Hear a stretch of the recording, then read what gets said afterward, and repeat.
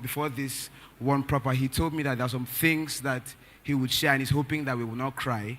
And if you have had an engaging day, when I tell you the truth, that it is even going to be better as I bring it up. Ladies and gentlemen, can we celebrate?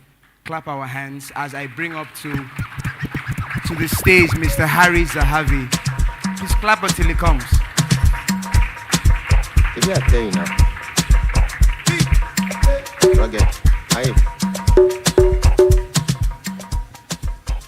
Welcome, sir. How are you doing today? Thank you. I'm doing fantastic. Okay. Good afternoon, everyone. I actually feel like saying hallelujah. It's beautiful. It's good to see all of you. Thank you. Yes. I would want to say, how are you doing? But I think that you've already said that. I know you're smiling, so that's a good thing. So I want us to jump straight into the chat. I want us to jump straight in. And I know that I have not introduced you as properly as I should, and that's for good reason. I would like for you to tell us who Mr. Harry Zahavi is. Because you remember when I asked you, where are you from? Are you Israeli? I think that that's a question on everybody's mind. Why is this black man called Zahavi? So please tell us. Okay, good afternoon, everyone. My name is Harry Zahavi. Some of you are trying to wonder the meaning of Zahavi. Zahavi is Hebrew. It means gold. And talking about myself, I was hoping that there are some things I would not have to say. But this is something I need you to know about gold. I need you to think about the refining process of gold, right? And all of the processes, gas, fire, and heat, right? You have to pass gold through some corrosive processes, yeah? And then when you're done, you can then separate the impurities and that. And talking about me, there's been a whole lot of impurities because I have gone from being the, I want to invent this, I want to invent that, I want to invent this, to stumbling on something that apparently changed my life. So for profession, I'm a software developer. And I don't know when I'll stop being that because it is the thing that changed everything. It made all of this possible. So I'm a software developer, and I lead a team of geniuses. That's Code Rigid Technologies Limited, where we are focused on building because we're passionate about one thing, that is bringing ideas to solution. That is because that's because when you think about it, all of this, look around, everything, Facebook, Amazon, RootHub, start bringing ideas to solution. So that's the best you should know about me today. Thank you so much. Okay, thank you, Mr. Harry. Now, I want to know this, and I'm sure there'll be a number of things before he is who he is today. So I want you to tell us a bit about your journey. How did we get to this point? How did you get to this point where you can say you don't know when you will stop being a software developer? So let's talk about that. Okay. My journey started when I was 13 at sea, and that wasn't software development journey per se, but at that age, I knew something. I was closely following people that were making things possible. In school, I belonged to a club. It was called the Jet Club, and I believe then in school we tried doing a couple things like making a fan work with water, and we tried a whole lot of stuff. We were those set of students that went for exhibitions and all of that. But something changed in 2014, because in 2014, I was done with high school, I was done with a lot of things, and then I came to you. Every day I told my dad that I've had a dream of being an inventor.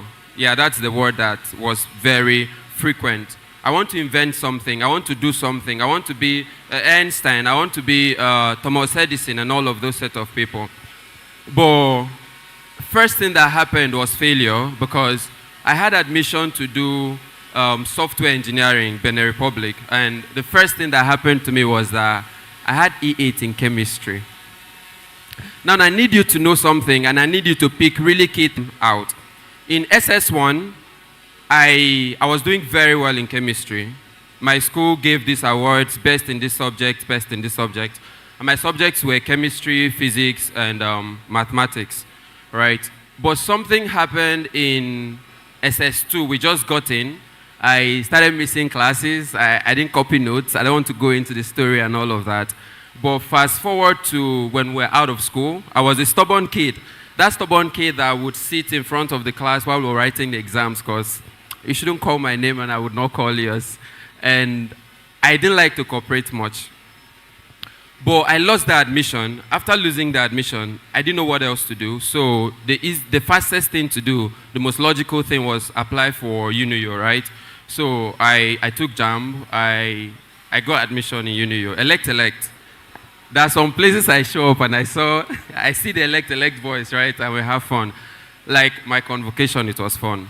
So when I got into elect, it was the time you need to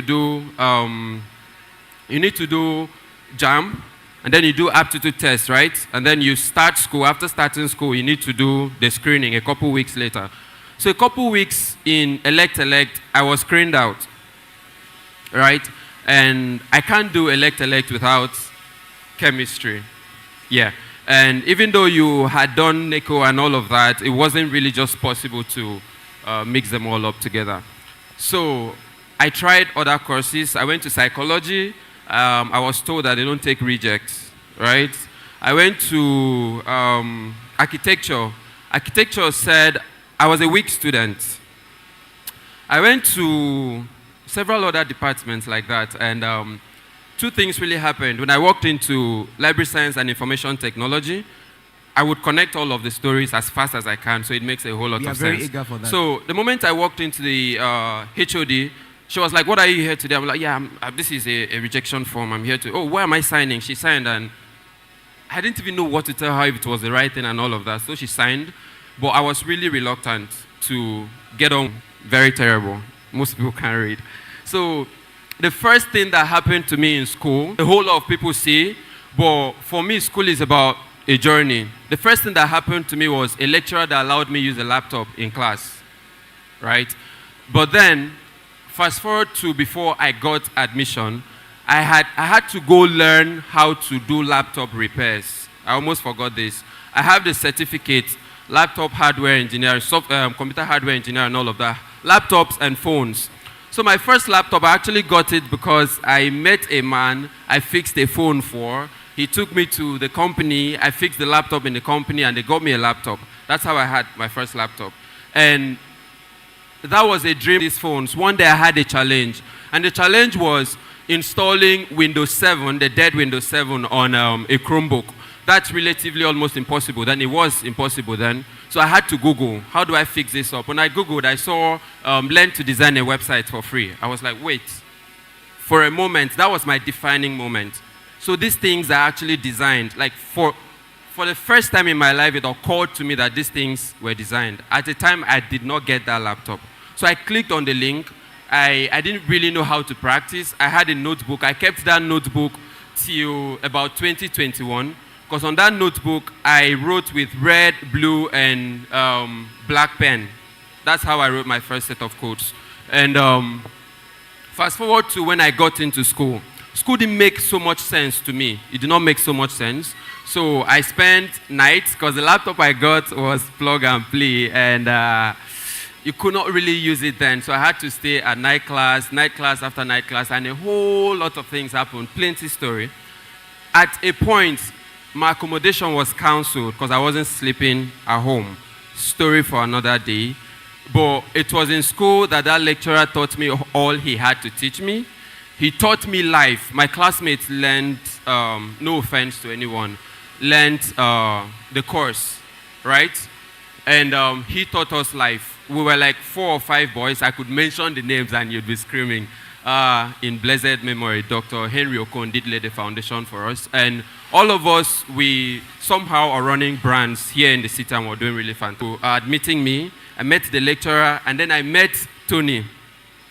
Tony is like my God, right? Because Tony was the first person that, Anthony Mbang, Tony was the first person that dropped out of medicine and surgery to pursue programming. And it was crazy for me at that point, and it didn't make any sense. But till date, he's still the biggest guy I know directly, but he gave me materials. He would give me a whole lot of materials. I do that for some students. I mix in from time to time. Are you done with this, this, and this. You'd be like, no, there was no light, I didn't watch and all of that. But short story, 2015, I applied for a programming school because I'd always been passionate about being, among people and all of that. I could not afford it. I have skipped a whole lot of stories. I'm telling you just snippets, right? But in 2020, 2021, when I was done with school, I didn't drop out of school. In short, I graduated with one of the best CGPAs. I have not had below 4 points throughout my day in school. And how I did it and learned how to code is story for another day. But in 2021, I was teaching in that programming school I could not afford. And that was another defining moment for me, right? So it's been about defining moments, about not having to the mistakes now, right? Yeah. The same thing happened when I started a company. All of these things I attempted. This is what I say out there. All of these things I attempted. I had no blueprint. I had no one show me this is how it's done. All of the nights trying to code, they were nights. Dad said one thing that really got to me. I forgave him last year. Dad said that it's absolutely impossible to be pressing this computer and make a living. Yeah, that's what Dad told me. And it wasn't my dad. He's a foster dad, and he's a disciplinary. Months before then, and at a point we broke out. You're really aware of my story. I'm seeing a whole lot of people. It was that thing. I was a poet at some point because I still write. Because I can't talk. I can't express myself. Oh, really? Yeah, and all of those. So the only way I could express myself then was write poems. And I made money from poetry. So it was a journey of trusting the unseen. Yeah, just trusting. When I started a company, there were a whole lot of things I didn't know. I didn't know nothing about managing staff. I didn't like people. I didn't know nothing about partnerships. I didn't know nothing about contracts.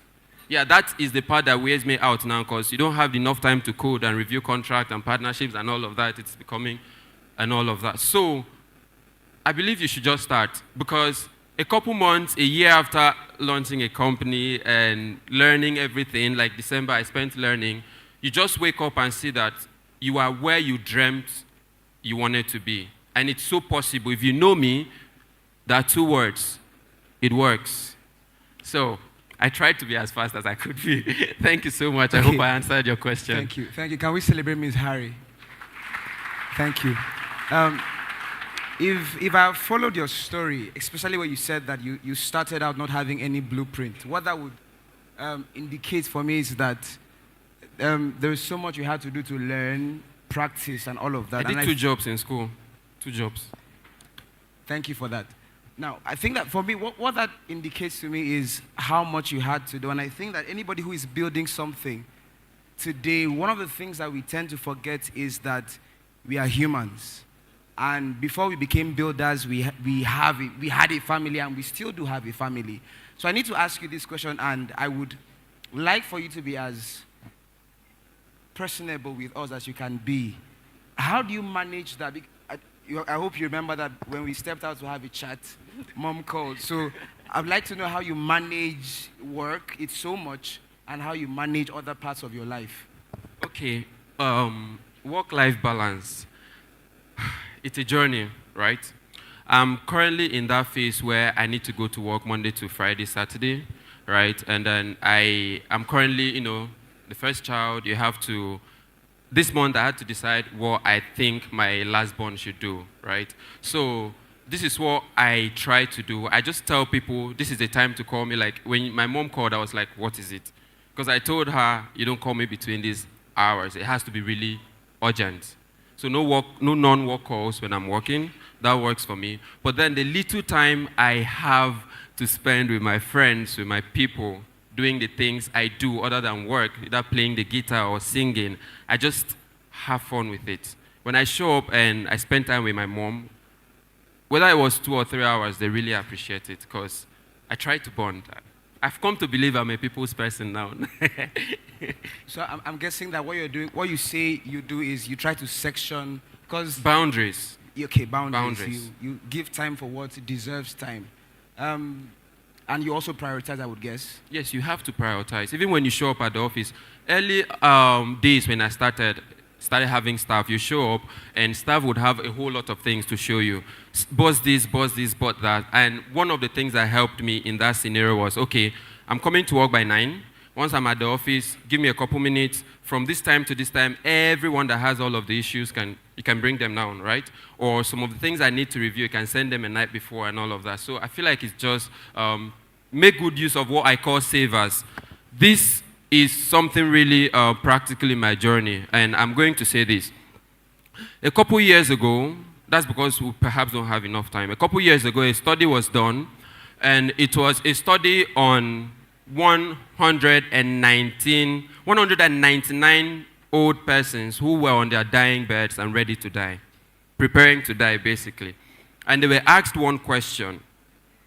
It would interest you to know that over 80% of these people, to the question, what is the one thing you regret the most?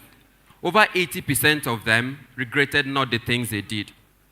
And all of the things they regretted were the things they did not do, which is that popular thing you hear. Oh, there are several dreams on the graveyard, books that were not written.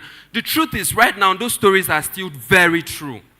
Those stories are still very true. But there are things that helps you try to picture those things you think you are having as tiny ideas to do. I call those things savers. If you can write, it would work for you. It works. Number 1, S. I try to make sure I have at least 10 minutes silence a day. At least 10 minutes. No matter what's happening, in those 10 minutes, if the world is falling apart, that's fine. My phone is silent. You can't reach me. Nothing. And if you know me so well, you would know that I'm literally always on my PC. There's always something to do. Number 2, my affirmations. I have a product I'm not revealing today. I've kept all of that because there's a story in my head I wrote that one day I showed up and said I wanted magic and I created it.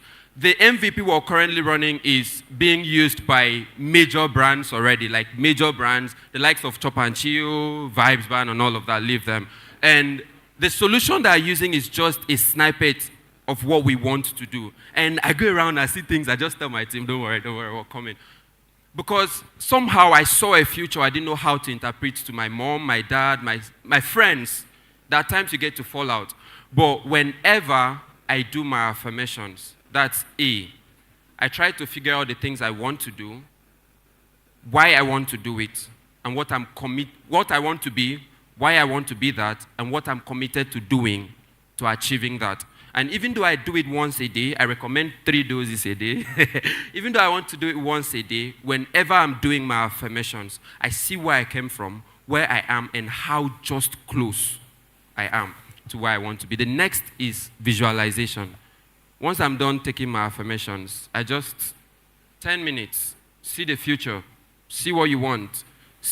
I've seen myself becoming an MD and CEO 1,000 times before it happened. In short, when it happened, I forgot. I've seen a whole lot of things, and when they happened, I forgot. Driving, I imagined them. Owning a car, I imagined them. Everything, I imagined them. My house is perfect. Everything I wrote for a house I wanted. It would interest you to know that when I go back to my It Works, I call that book It Works, everything is just the same. You get confused. After visualization, the next thing I need you to pay attention to is exercise. Try blueberries, try brain exercises, just try it. And lastly, second to the last, read. Read. Read at least 5. And I want to say hi to John Gospel. My world was falling apart at a point. I didn't know how to hold all of these balances together. And he started a challenge. I joined the challenge. And somehow, that was when I began being very consistent with reading. So thank you. So read at least 5 to 10 pages a day. And lastly, scribe. Write. Scribe. Just write. What are you grateful for? Start with 3 things. What big things do you want to achieve tomorrow? What 3 big things? The truth is, I recommend savers. My stories, I'm not telling you about software development, about what I have built, about all of the things I've done. I'm having fun with all of that because my dreams are coming true. I'm telling you something that if you beat your chest right now and your life is falling apart, you don't know where to start from. There were nights we didn't know what to eat. Since 2017 till date, I just figured something that I can't run out of food. It's never possible. It works. So if you beat your chest, pick up your book and try Savers. SAVERS. It's going to save you. And you'd figure out that what? It works. Everybody say it works. It works. So we have an MC flanking us, but I want you to tie all of that with how you stay ahead of the curve, how you stay relevant. Okay, every Sunday I try to learn something new because work takes all of my time, right? That's the same thing when I started learning new technologies. I was very accustomed to PHP, Linux, PHP, and all of that. At a point, I started having things that I needed knowledge in other technologies, other languages. I used Linux. My friends are laughing. I used Linux from 2017 until last year. I didn't like Mac. I didn't like any of those things. And it's a thing about passion. But when I started opening up, one of the things I can say is, don't stop learning. You won't even know when you would use it. Whatever chance, whatever is happening, Web3 is doing this, there is that, just try to find enough knowledge to decide if this is what you want to do or not do. Because this has led us, like our product, it's from all of the challenges, even here, people are facing from that particular aspect of life that we're putting together. So study, ask questions, collaborate, but most importantly, do not forget to take a moment to find out what you don't know and how much you can know about it to decide if you want to do it or not do it. Ladies and gentlemen, Mr. Harry Zahavi, can we celebrate the man again? Thank you so much. Thank you so much, sir, for giving us your time.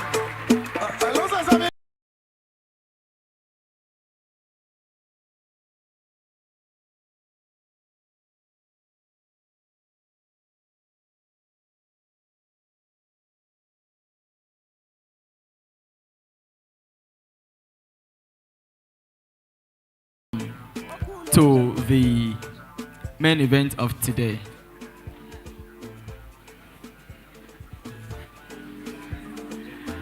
Most of you are surprised. It's often said that we save the best for the last. So if you think that what you've been listening, the values you've been listening to are good, trust me, you're about to see or hear what's better. And unfortunately, we do not have much time on our side, and I promise you we'll be out of here in less than no time. So I would please request that the media guys play the video of a brief citation or a brief profile of the next and keynote speaker of today. Before they do so, this man is someone I respect so much. How many of us have heard of the Root Hub? The Root Hub. Good. The next person we are having is not just the co-founder of the Root Hub, he's one of the founding fathers of the new wave of technology in Akwa Ibom State. This human being has made it so possible that what we have today, tech event, design website, do this and do that, they were the first set of people that started it. And by so doing, they made it possible for us to even do better than them. There's a wise saying, I stand on the shoulders of those who came before. Lots of great techies today are standing on the shoulders of the likes of Francis Uduk. So without much ado, please watch and listen to the abridged profile of Francis Uduk. Onuk. Francis Onuk is a true visionary who defines categorization. He's not just an artist, he's a co-founder of Root Hub, a digital skill trainer and advocate, a master visual communicator, and the host of the Start Up Half-Hour radio show and podcast. But Mr. Onuk transcends these impressive titles. He's a master storyteller who seamlessly blends art and technology to create captivating experiences that pushes boundaries. Currently co-running Root Hub, a dynamic tech and business incubator in Uyo, Akwa Ibom State, Nigeria. Francis uses technology to empower others. Through Root Hub and his show, he motivates, inspires, and educates listeners on launching their own businesses. Ladies and gentlemen, please welcome. Ladies and gentlemen, for the keynote address, Hello Tech Entrepreneurship, make welcome Francis Onuk. Please clap as he's coming up. Put your hands together for him, please. Do not stop until it.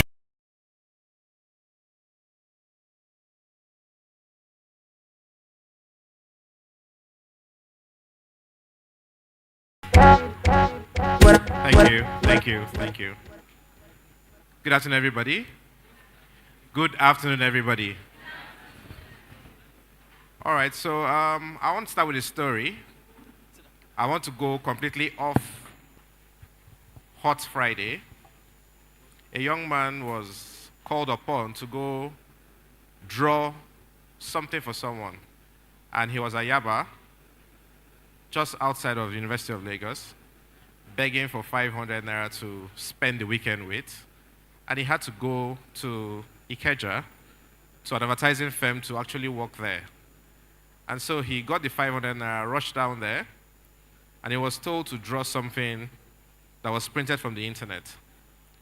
While doing that, someone walked in to the reception and said, "You just came in and you already done the work." He said, "Well, I was told to do so and so stuff." And they said, "Okay, how much do you charge?"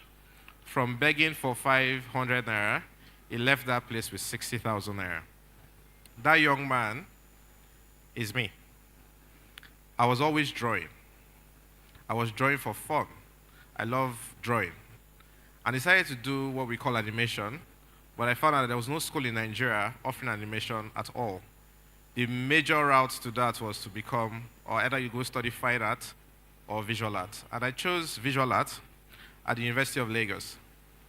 I was drawing for fun. I was broke, really very broke. That period is just about learning and seeing stuff. But that man who gave me the opportunity today is the current MD of Excel FM, where I host a show.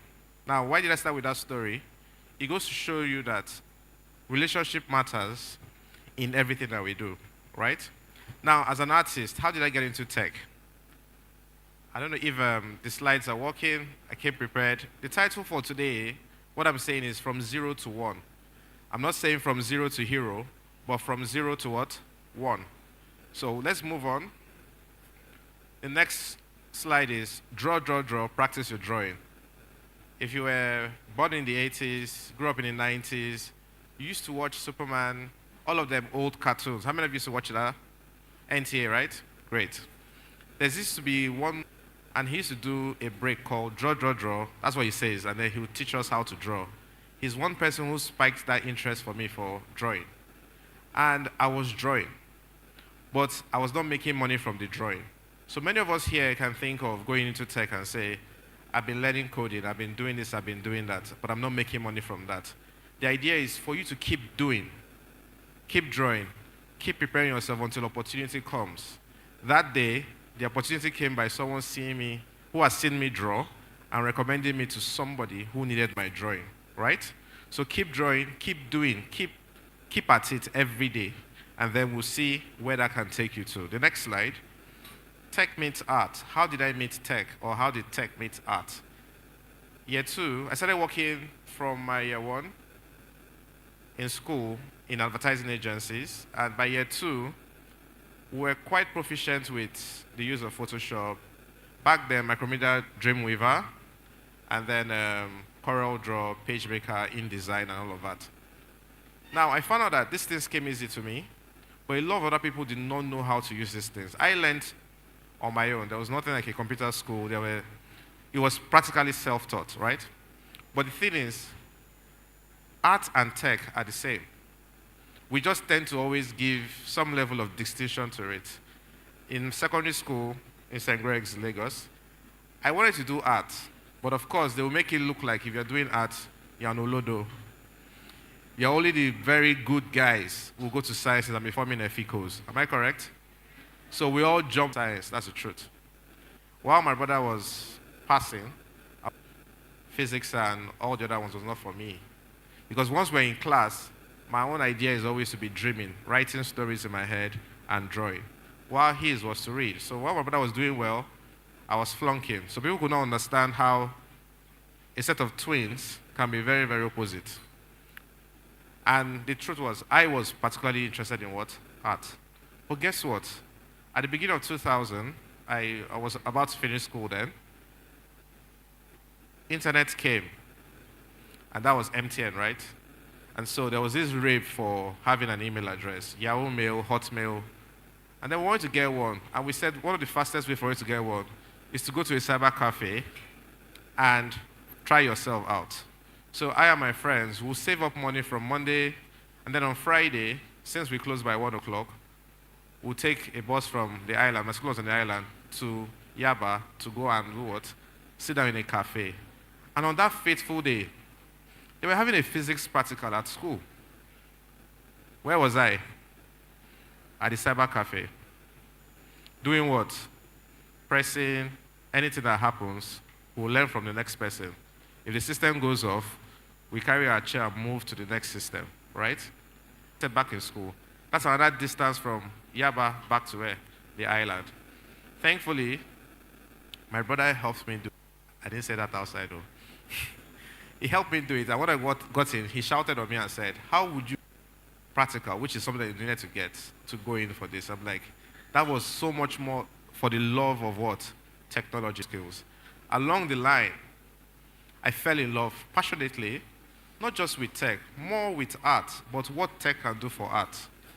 And that's where I got into what we call digital art, illustrations, design, and whatnot.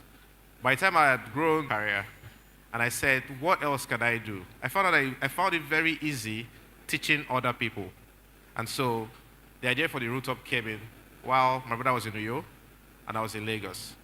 And we said, let's find somewhere we could find like minds to actually do things.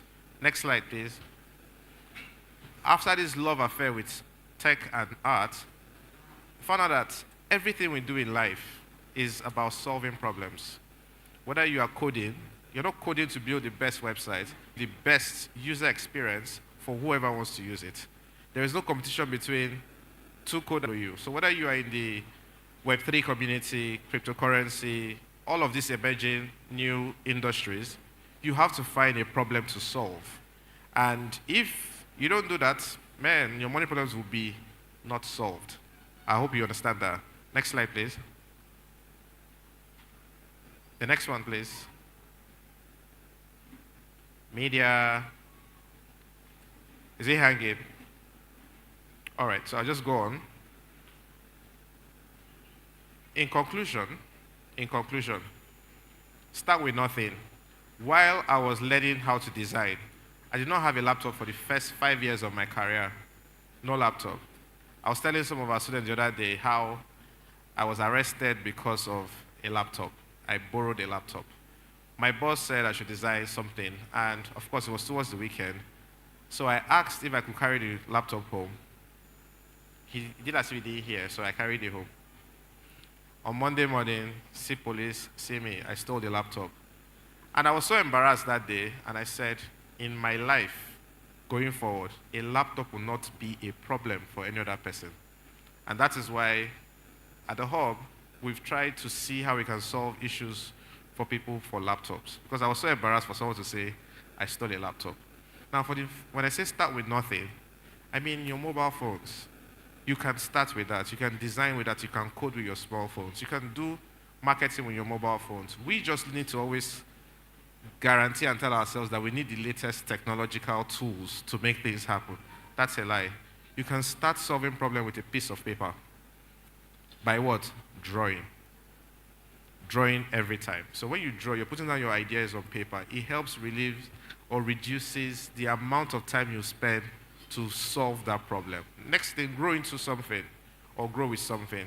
You can start with 0 now, enter 100 naira. That 100 naira should help you. I've said it to so many people, young people, you don't need money to blow.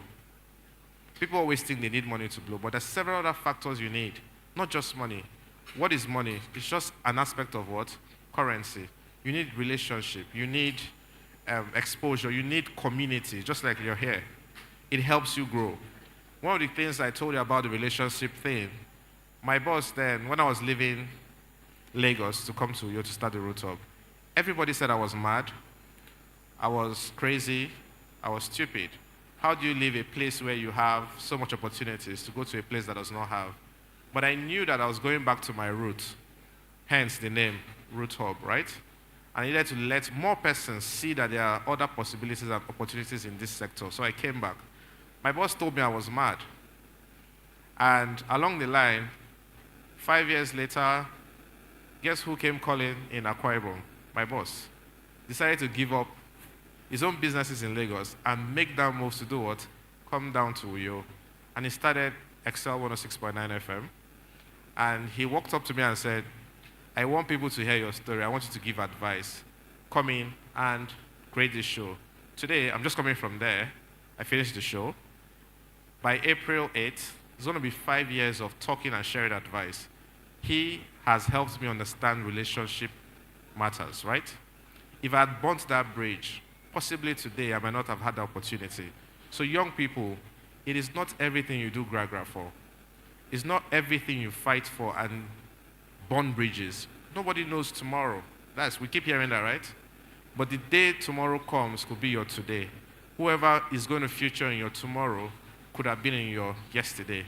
So do not burn bridges. Then how do you go from 0 to 1? Keep doing what you're doing. Keep showing up. See, the truth is, fortune smiles on the brave. What does that mean? If you're not brave enough to start something today, I can tell you for a fact, no one will remember you tomorrow. So start now, start where you are, start with what you have. Grow from 0 to 1. And I'm going to end my talk here, and I would love to have your questions with the remaining of my time. Thank you so much. Questions, please.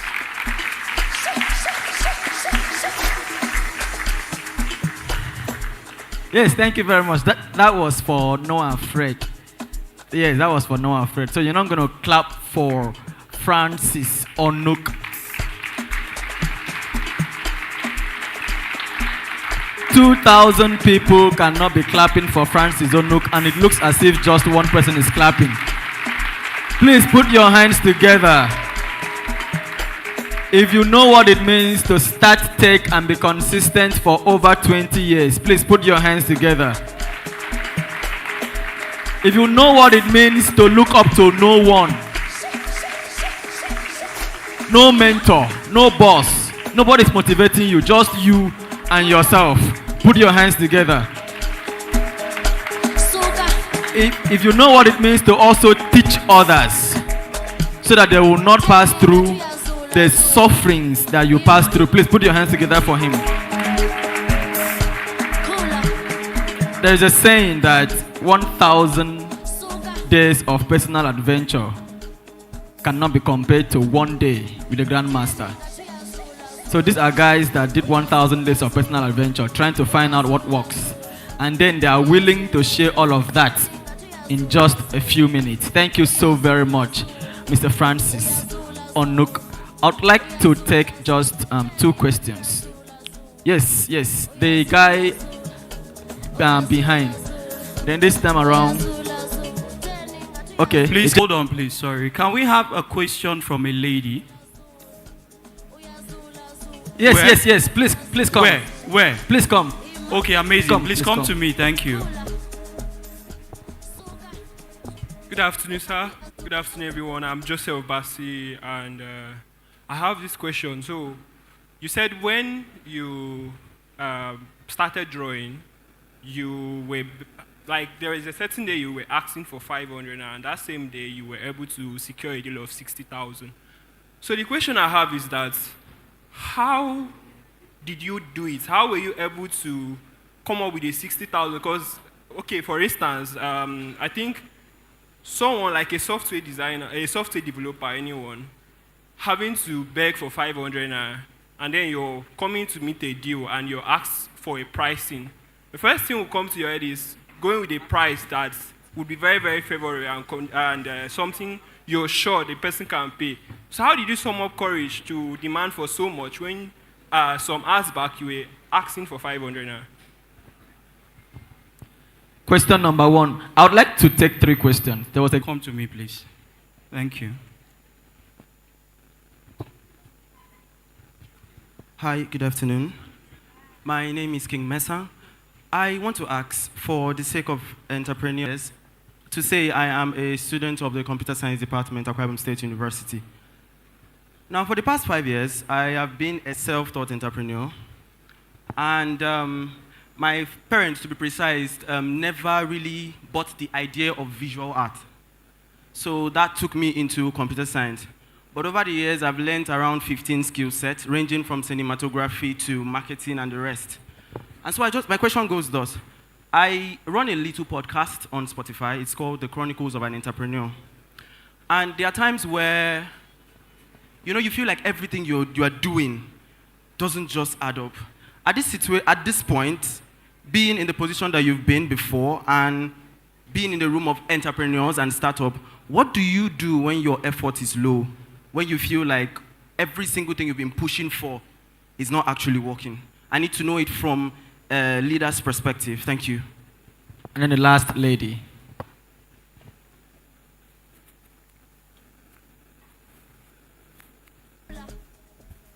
Good afternoon, everyone. Idia Kudosen. Okay, I have two questions. One is from educational standpoint, which has to do with our curriculum.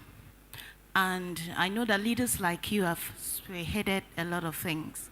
But I want to see, how do you now bring it to the academic aspect, that you can negotiate with lecturers that are every day reviewing curriculums in school, so that we don't just learn this outside. We could also bring the student in on time, because timely learning is what matters to us too.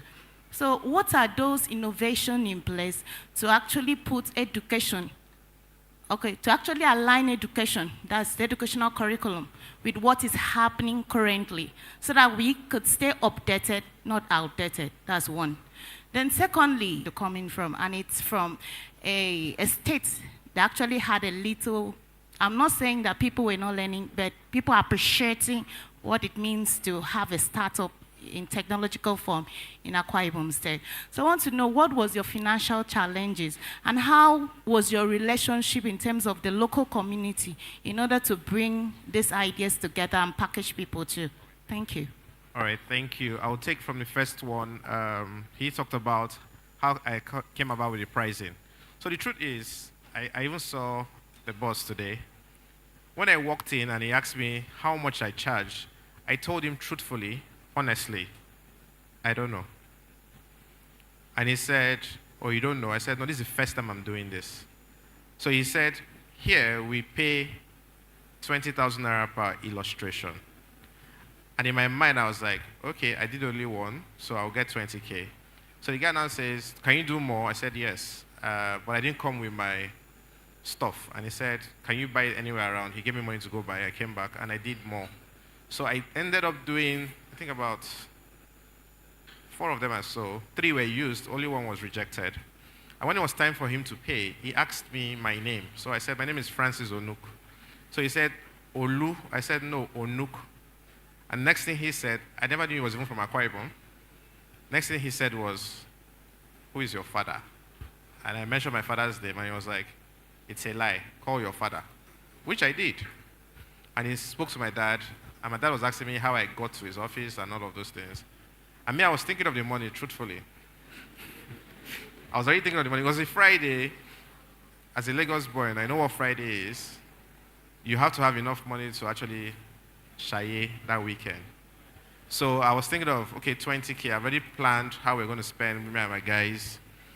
And then when we ended the call, the next thing he said was, I won't pay you the exact amount. Your father was the senior prefect when he was entering, and my dad used to beat him. But because I've done something, he gave me 60K. Then the man told me one thing. He said, from today henceforth, know how to price your skill. That's what he said. And then he told me, do I know how to design? I said, no. He said, when you learn how to design, you have a job here. So if for pricing, it usually starts from what value are you giving? Some people will say it's better to start giving a high price when you're just starting out. The truth is, it's all about you knowing yourself. You can start from small, then you can scale up to whatever price you want. Right now, there's some design jobs I can't take. It's not because of pride, it's just that the pricing is not right. Right? So that is just for you. Just find what works for you. not because Mr. A is collecting this amount of money, you should collect. I met Mr. Leke Alda one time. How many of you know that he's done several logos? Guarantee Trust Bank, he did the logo. When I found out how much he charged for Guarantee Trust Bank logo, I used to tell my students, I said, there are categories to designers. In one design job, he can be paid 50 million and above. I might not even smell 10 million. So it depends on whatever you want to do with your skill and yourself. Then the next question was, the guy said, okay, let me answer the ladies one. She asked 2 questions. Academically, we are seeing a change. It's not immediate though, because like everything in Nigeria, it takes a process, bureaucratic process, whereby digital skills and technology will be added to our curriculum. It's taking a very long time, but the truth is, we'll get there. We'll get there. Might not be soon, but we'll get there. Last year, I was called upon to contribute to the National Digital Skills Framework by the Ministry of Digital, whatever. And I contributed to that thing. So hopefully, it's going to be implemented, hopefully, and pushed into the academic sector. Now, how do we talk about, yes, we talked about financial challenges, if I had any. I still do have financial challenges. There's nothing saying that you're going to get to one point where you will never have any challenges. In life, you keep having challenges until you're out of here. How did we start? It was a job that brought the funding for the hub. So something like this. We had an idea. We didn't have the fund, but I knew that if it was going to be right, the fund would come. So I was just chilling one day, and someone called me up and said, hi, someone gave me your number. We want to do a logo for a company, redesign a logo. So I was like, okay, fine. They asked me, how much do you charge? I just finished drinking Gary, so I think the Gary was working in my head. So I said, 250K per logo. And the guy was like, okay, no problem. Send your account number. And I told myself, wait, though, should I have said 500? This guy no argue. Send account number, I received 250K. I saw the alert, I was like, okay, this is real. And they said, please, how soon will you deliver? I said, okay, they should give me 2 weeks. So I sat down. I didn't spend 1 naira from that 250K. I started designing. I did 14 logos. All 14 were rejected. And I told myself, yeah, so I will transfer back the 250K. And then I spoke to the person. I spoke to 3 people. I don't know what it was about them, but they said they just really wanted me to do this thing. The person called me and said, you know what, we don't want anything too fanciful. Your logos are nice. Just need something simple. So I said, can you send me your call card, your printed call card? They snapped it, sent it via BlackBerry back then. I looked at it, used my pen tool on CorelDRAW, recreated the thing, and just added 1 rectangle under. I sent it. I said, this is it. Okay. It was approved, and they said, Shebi, it's 250K, right? I said, yes. We need 10 more. And that was when I made 2-point-something mil for just a logo job. And the next 10 ones were just me changing the color of the rectangles, 250K. Now, the truth is, when I share these things, people don't believe me. And back to relationship matters, the person who recommended me was my senior in secondary school. We were friends. They were working in an estate firm, and someone needed something, so he recommended me. Now, he told me, you can do this job. That was not the first job that guy has given me. He had given me millions before. But this one, when he gave to me, he said, you do it. The person who paid me the money was also my senior in secondary school. In fact, the guy had slapped me several times. You could say I hated the guy. But the day I went to collect the last payment, check, I saw him and he was like, guy, how far? I said, fine. Now you did involved. He said, yes. I said, okay. Now I now understood why this whole thing came in. And he said, okay, nice one. When jobs go come again, I go. And I told him, wait, please. Can you please tell me, why was it so easy for people not to even argue or price down the amount of money? He said, advertising firm told us 5 million per logo. Now I'm back to pricing, right? Was I too cheap? No, I wasn't. At that point in time, 250K was good for me. I don't got to the point of where the advertising firm could charge 5 million. I hope you understand. So sometimes it's all about your timing, what happens with you. And that whole money funded the Root Hub. And the first 3 months were broke. Because we started Root Hub 2014, and people were telling us, Mpami, give you a phone. I heard people tell me that they gave us, some people told us 3 months, 6 months. Some people said after 1 year, you guys go and die. In fact, people told me that I won't last that long, I'll go back to Lagos. This is 10 years, May. I'm still in Akwa Ibom. So when it comes to whatever you're doing, being consistent, like the guy said about visual arts and everything, I went through the same issue. People did not like visual arts, but according to what you can do, if you can leverage technology to whatever you're doing, I get deals on just children's book illustrations. In fact, I found myself in that niche. I don't do designs anymore, except for the Root Hub. I don't do branding jobs anymore, except it comes, bam. I do mostly children's books. And I do it, and people can pay me serious money for it. What is it? I draw on paper, take it to the computer, Illustrator, CorelDRAW, Photoshop. You have a children's book. Simple, and people pay you for it. So find a niche. Find other things. I edit videos, I shoot films. I have over 13. I used to design websites and whatnot. But for the fact is, I am concentrating on just one now, which is what? My art. So find your passion and do how you have to do. Thank you so much.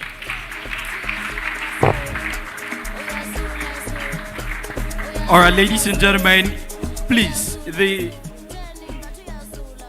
clap you just did is the Gen Z kind of clap. These bros, now millennia.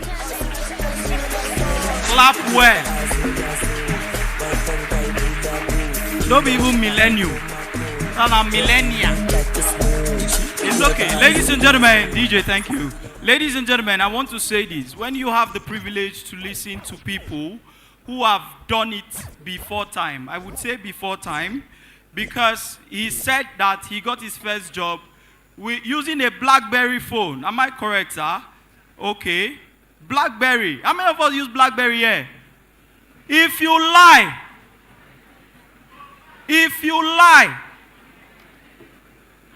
okay. The most accessible phone where we use now Android, most people saw BlackBerry, right? But even some of their family members no use them. Yes. But what I'm trying to say is that he has been in the game for that long. So please, another round of applause for him. You know, easy. Now there's something I want to say. This is the tech space. Let me bring it back to Web3. In Web3, the fact that you've been in the space for long does not mean that you've been relevant for long. Am I saying something? You fit there the space 2 years, 3 years, 4 years. Some people started doing crypto 2018. And today, they just know them as senior men. Nothing there. Nothing. Absolutely nothing. So you get how you go there so engrossed in the hustle, you go forget say you need make money out of them. I'm saying this because I've heard of his name since I came into Akwa Ibom State, and that was 2014. Until now, he's still doing this thing. He's still relevant. And he still has something to say. Ladies and gentlemen, the very last round of applause for him.